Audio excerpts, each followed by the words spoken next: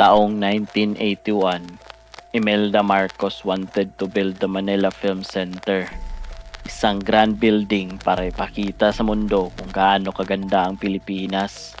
Pero may isang problema, kailangan matapos sa loob lang ng 3 buwan. Construction viewing 3412. Imelda saying there was no time to dig out the dead.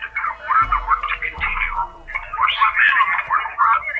And the reason the building was rushed so that it could house a middle. Thousands of workers, walang tulog, walang pahinga, hanggang isang gabi, alas 3 ng madaling araw, bumagsak ang scaffolding. Dozens of men fell, diretso sa basang semento, at ang pinakakilabot na bahagi, yung iba, buhay pa. Pero imbis na iligtas sila, may nagsabing pinatigil ang rescue.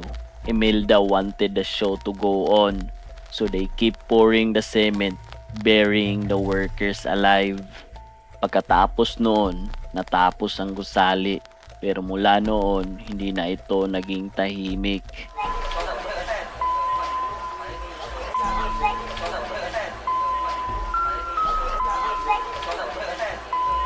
Security guards swear they hear voices, mga ungol, mga sigaw ng tulong.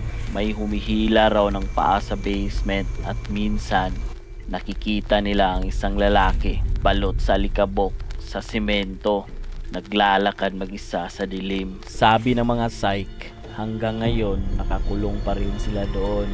Hindi natapos ang kalbaryo nila, nakabaon sa mismong pader ng gusali. Kaya kapag dumaan ka sa Manila Film Center sa Pasay, makinig ka ng mabuti dahil baka marinig mo pa ang mga boses mula sa ilalim ng semento.